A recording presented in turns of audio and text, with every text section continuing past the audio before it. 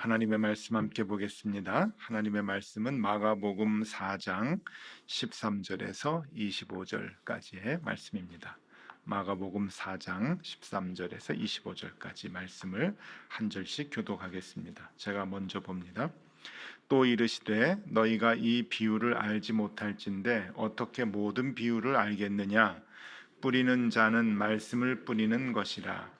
말씀이 길가에 뿌려졌다는 것은 이들을 가리킴이니 곧 말씀을 들었을 때에 사탄이 즉시 와서 그들에게 뿌려진 말씀을 빼앗는 것이요. 또 이와 같이 돌밭에 뿌려졌다는 것은 이들을 가리킴이니 곧 말씀을 들을 때에 즉시 기쁨으로 받으나 그 속에 뿌리가 없어 잠깐 견디다가 말씀으로 인하여 환난이나 박해가 일어나는 때에는 곧 넘어지는 자요. 또 어떤 이는 가시떨기에 뿌려진 자니 이들은 말씀을 듣기는 하되 세상의 염려와 재물의 유혹과 기타 욕심이 들어와 말씀을 막아 결실하지 못하게 되는 자요. 좋은 땅에 뿌려졌다는 것은 곧 말씀을 듣고 받아 30배나 60배나 100배의 결실을 하는 자니라.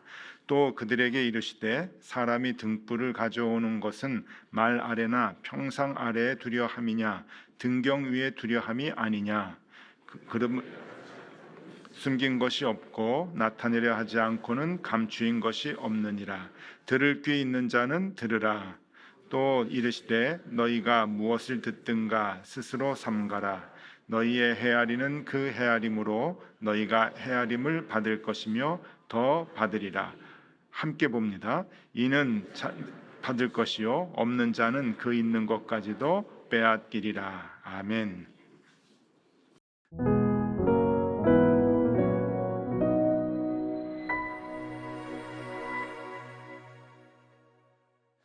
자, 명절을 잘 보내셨습니까? 예. 우리 그 청년들이 요 앞에 많이 앉아 있었는데 다 지금 베트남 가 있고요. 또 우리 자녀들 그동안 좀 많이 왔었는데 이제 개학도 하고 또 오늘부터 수련회 입국을 해서 이제 이따가 오전에 교회 이제 오느라고 아침에 일찍 오지는 못한 것 같습니다. 자, 씨 뿌리는 자 비유를 어제부터 우리가 이제 보게 되는데 저는 조금 그 성격이 조금 모가 난 것 같아요. 왜 그런가 하면은 성경을 그대로 보지 않고 늘 삐딱하게 보는 특성이 있어서 이게 성경 이리 돌려보고 저리 돌려보고 이제 그런 마음이 있는데 이 말씀도 옛날부터 이제 그런 마음이 조금 들었습니다. 어제에 이어서 이 씨 뿌리는 자의 비유를 어제 본문으로 보면은 잘 이해하지 못해도 오늘 주님께서 다 이렇게 해설을 해주셨어요. 그 해설해 주신 부분이 이제 오늘 부분이거든요. 길가에 뿌려졌다는 건 이런 뜻이다. 돌밭에 뿌려졌다는 것은 돌밭은 이런 것이다.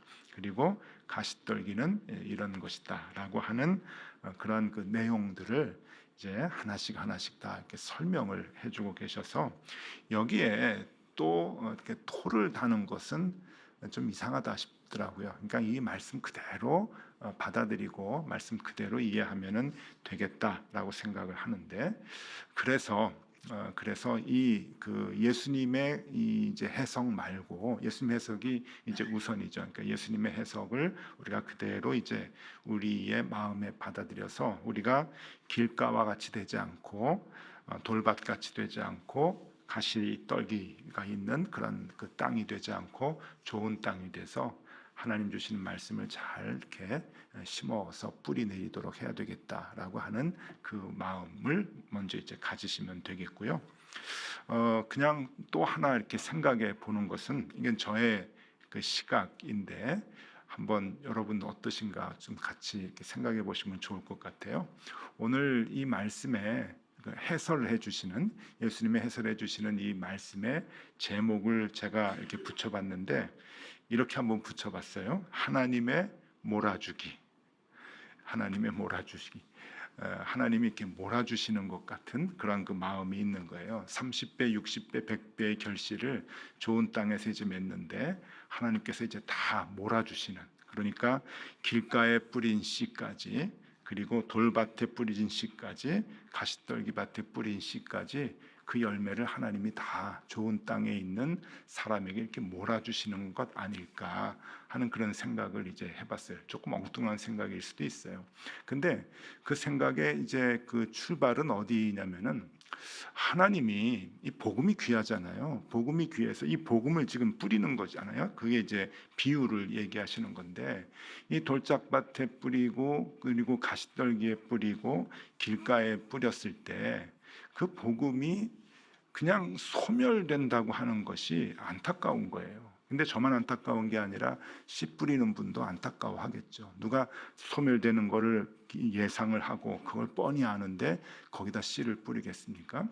하나님께서는 복음을 우리에게 이제 이 땅에 뿌릴 때, 많은 사람들에게 뿌릴 때 이 복음의 씨라고 하는 것의 열매를 분명히 생각을 하셨을 텐데, 그 씨앗이 하나도 헛되이 되지 아니하고 반드시 열매가 맺을 것이라 저는 이렇게 믿고 있는데, 거기서부터 이제 출발한 생각이에요. 그래서 이건 소멸되지 않고 반드시 맺혀진다라는 생각을 하는데, 그래서 그림을 한번 그려봤습니다. 여러분, 이렇게 이제 밭이 있어요. 밭이 길가가 있고 돌밭이 있고 가시떨기 밭이 있고 이제 좋은 땅이 있는데, 이제 씨 뿌리는 자가 씨를 골고루 뿌렸단 말이죠. 좋은 땅에만 많이 뿌린 건 아니죠. 골고루 이제 뿌렸는데, 이 길가에 뿌려진 땅의 열매와 돌밭에 뿌려진 땅의 열매와 가시떨기에 뿌려진 땅의 열매가 다 좋은 땅으로 가는 거예요. 그래서 제가 이제 화살표를 조금 이렇게 그렸는데, 다 이제 몰아주시는 거예요. 하나님이 좋은 땅. 그러니까 다른데 뿌린 씨앗도 그 열매가 소멸되지 않고 좋은 땅으로 뿌려진 그 씨앗과 함께 거기에서 열매가 맺혀져서, 그래서 30배, 60배, 100배의 열매가 맺혀진다라고 하는 표현을 쓰지 않았을까 하는 생각을 하는 거예요. 그래서 결국은 뿌린 씨앗의 열매는 총량이 똑같은 거죠. 그래서 제가 이런 말도 붙여봤어요. 열매 총량의 법칙. 그래가지고 하나님이 씨를 뿌리셨는데, 여러분 저게 이제 네 곳이잖아요. 네 구퉁이잖아요.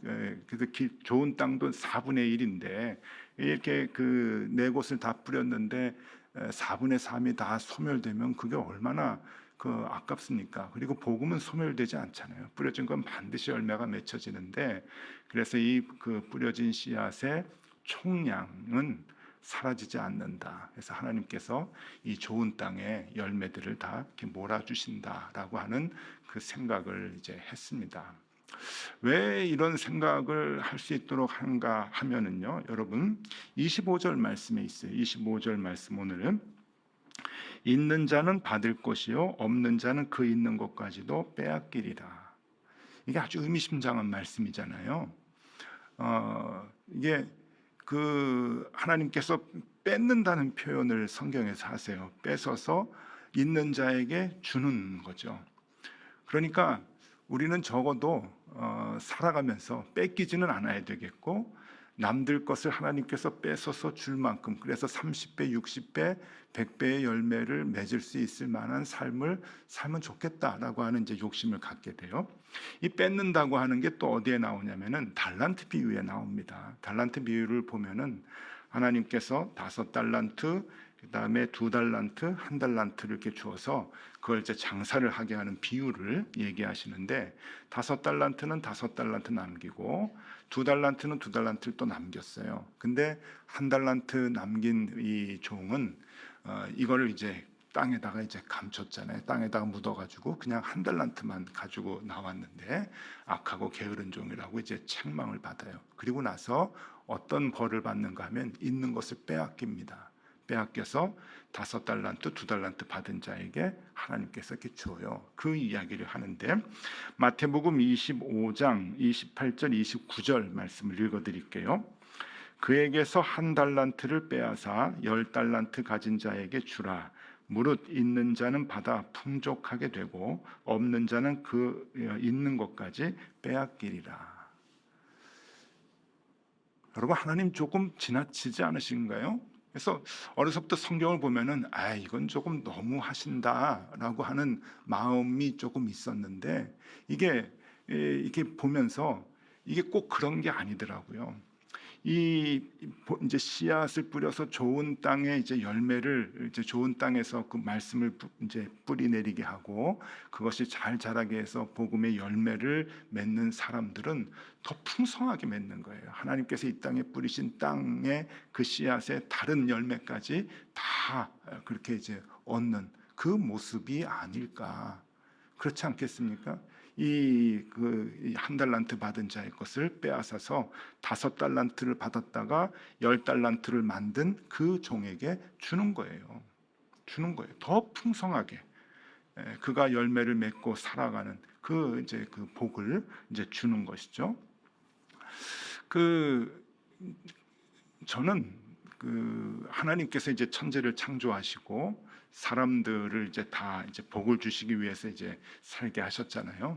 그런데 그 노아의 홍수를 이렇게 보면서 하나님께서 참 많이 이렇게 실망을 하셨구나라고 하는 생각을 하는데, 이 노아의 홍수 때에 축복받은 사람이 노아잖아요. 그래서 우리가 노아의 홍수 이제 그러는데, 노아는 왜 복을 받았을까라고 하는 생각을 해요. 다른 사람들은 하나님께서 다 그 범죄함으로 인해서 하나님이 분노하시고 성경에 보면은 창조하신 것을 후회하신다고 하는데, 그런데 이제 노아가 있단 말이에요.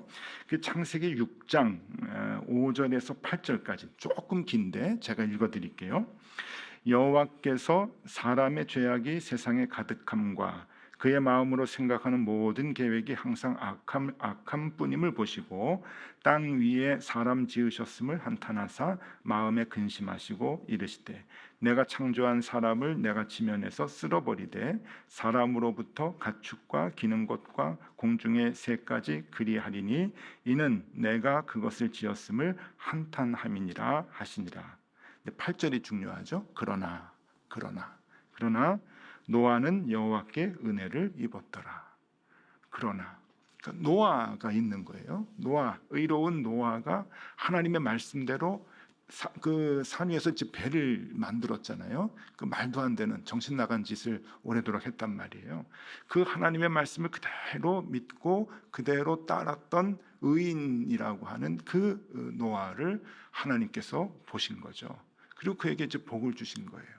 그와 그의 자손들에게 이제 복을 내려 주시는데, 그냥 n분의 1, 그 당시에 모든 사람들이 얻는 그 복의 그 n분의 1, 사람 수대로 나눈 n분의 1을 주는 게 아니라 그때 모든 사람들에게 주었던 모든 열매가 노아를 통해서 다시 이어지게 되는 거죠.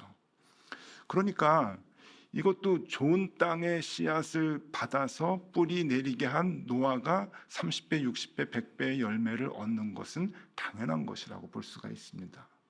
노아만 그런 게 아니죠. 아브라함도 마찬가지입니다. 소돔과 고모라 땅이 멸망을 당할 때, 죄악 때문에 이제 멸망을 당할 때 하나님께서 이 아브라함에게 복을 주시죠. 근데 그 복은 그냥 n분의 1, 한 사람의 복이 아니에요.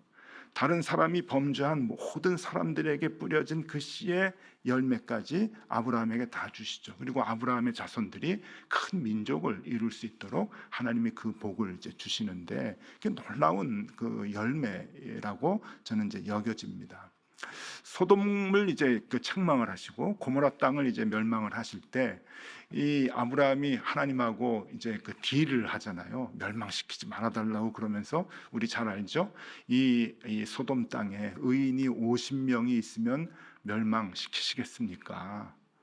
그랬더니 하나님께서 예스 하셨잖아요. 그리고 그 다음에 이제 뭐라 그럽니까? 50명이 없을 것 같으니까 45명, 거기서 5명을 빼요. 45명이 있으면은 어떻게 하시겠습니까? 용서하겠다. 그리고 줄어들죠. 40명, 30명, 20명, 10명까지 가요. 그래서 의인 10명이 없어서 소돔과 고모라 땅이 멸망이 되는데, 의인이 왜 없어요? 아브라함이 있었죠.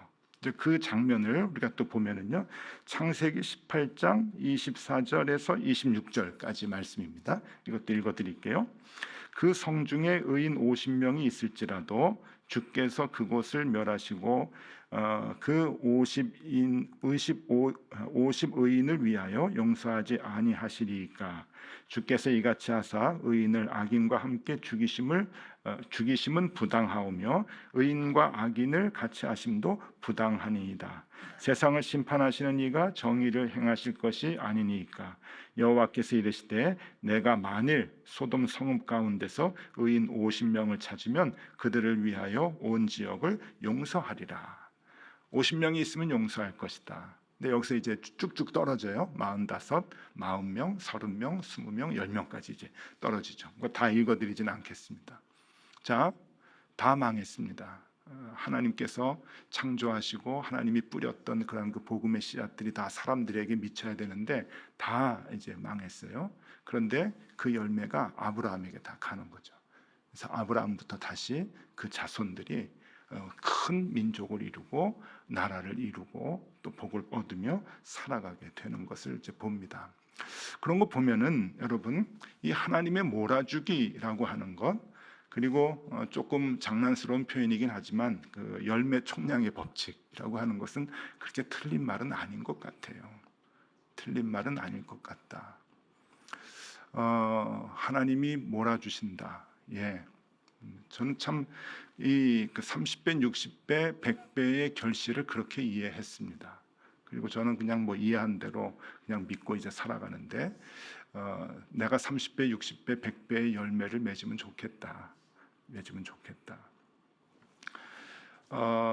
오늘 우리 이제 중고등부 아이들이 그러니까 겨울 수련회를 이제 1박 2일 동안 이제 시작을 하는데 뜨겁게 기도하고 이제 하나님 잘 만나면 좋겠다라고 이제 생각을 하는데요. 요새 중등부, 고등부 아이들, 그러니까 중학생, 고등학생 아이들의 그 교회 출석률을 보면 3%라고 얘기를 합니다. 그러니까 100명의 아이가 있으면 주일날 교회 가는 사람 그러면 이제 3명이 손을 든다는 거예요. 그러니까 요즘 학급이 여러분 한 30명 내외입니다.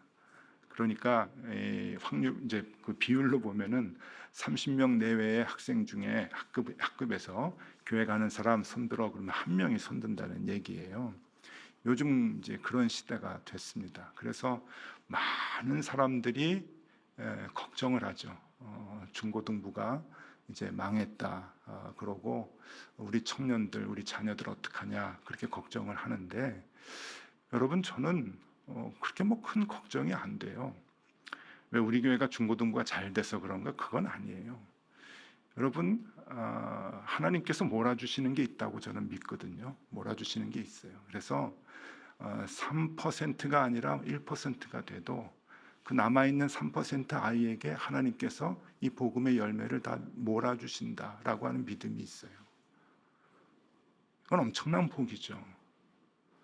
하나님께서 우리에게 맡겨주셔서 복음이 다 뿌려지잖아요. 이 땅에 복음이 뿌려져요. 돌짝밭도 있고 가시밭도 있고 그리고 길바닥에도 있고 그래서 여러 그런 상황이 다른 곳에 복음이 다 뿌려져서 나머지는 다 없어지는 것 같지만 하나님 없어지지 않게 하시는 거죠.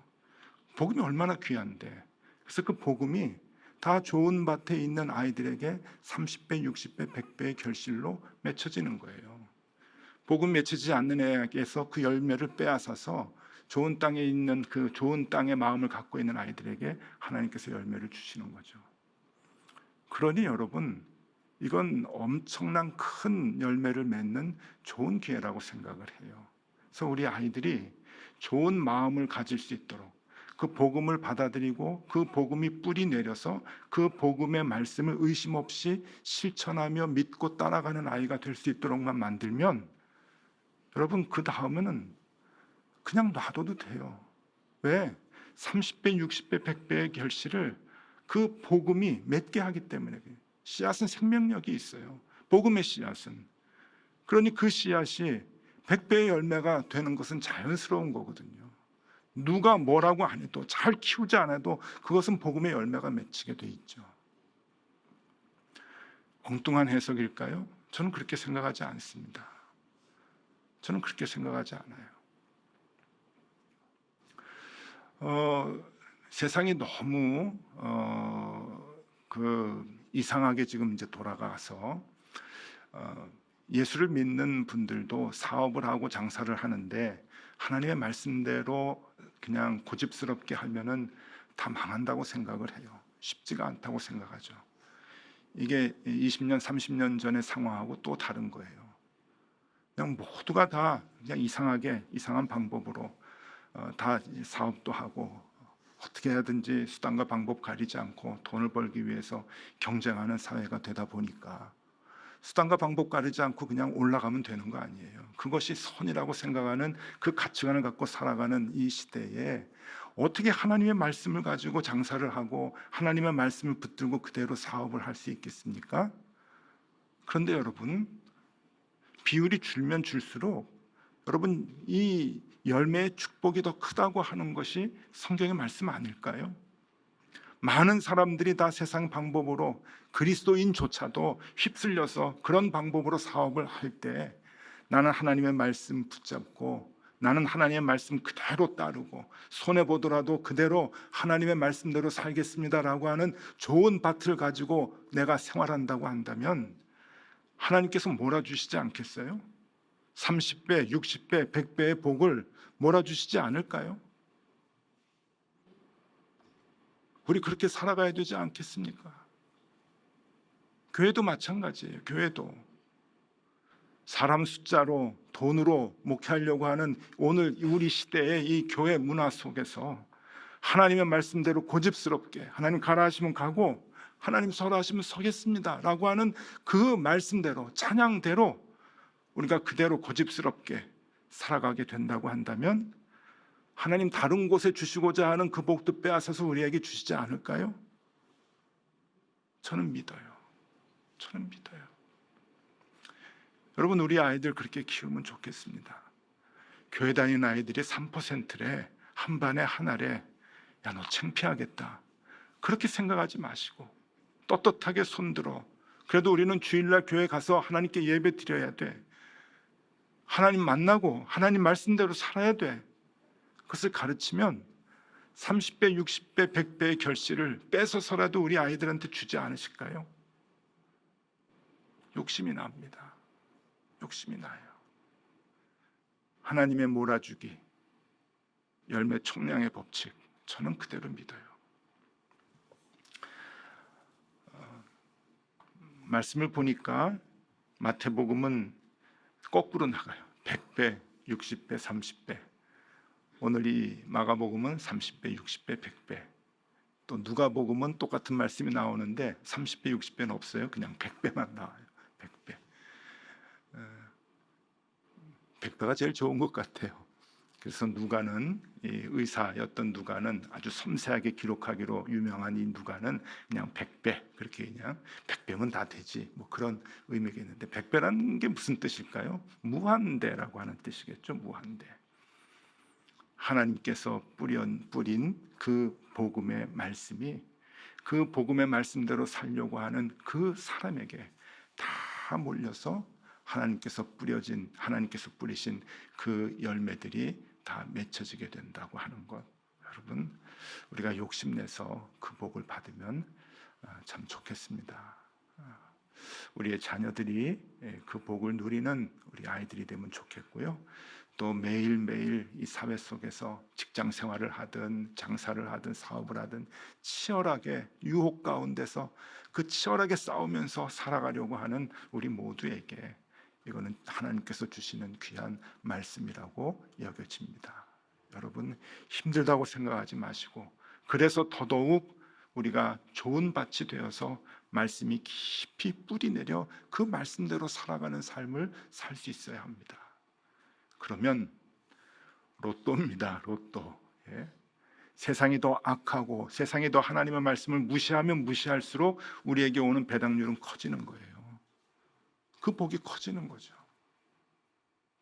안 맞는다고만 생각하지 마시고 여러분 그 엄청난 복을 그 복의 주인공이 우리 자녀가 되면 좋겠고 우리가 되면 좋겠습니다. 그 마음을 갖고 우리가 더 말씀을 붙들고 이 험한 세상 승리하며 살아가실 수 있기를 바랍니다. 기도하겠습니다.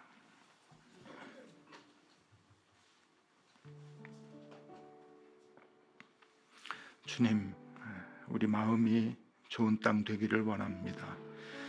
주시는 말씀 의심 없이 그대로 품게 하여 주시고 말씀대로 의심 없이 살아가게 하여 주시옵소서. 주님을 믿고 따라가는 것이 손해인 것 같지만 30배, 60배, 100배의 축복의 삶인 줄로 믿습니다. 우리가 그 복의 주인공 되게 하여 주시고 우리 가족이 그 100배의 복을 누리게 하여 주시고 특별히 우리 자녀들이 그 100배의 복의 증인이 되게 하여 주시옵소서. 그 복을 놓치지 않고 살아가는 높은 뜻 덕소교의 모든 교우들 되게 하여 주시옵소서. 지금은 우리 구주 예수 그리스도의 은혜와 하나님 아버지의 크신 사랑과 성령님의 교통하심이 말씀을 의심하지 않고 그대로 살아 30배, 60배, 100배의 복을 받아 감춰지지 않는 그 풍성한 삶을 드러내며 살아가야 할 주의 모든 자녀들 위해 언제나 함께 하시기를 간절히 축원하옵나이다. 아멘.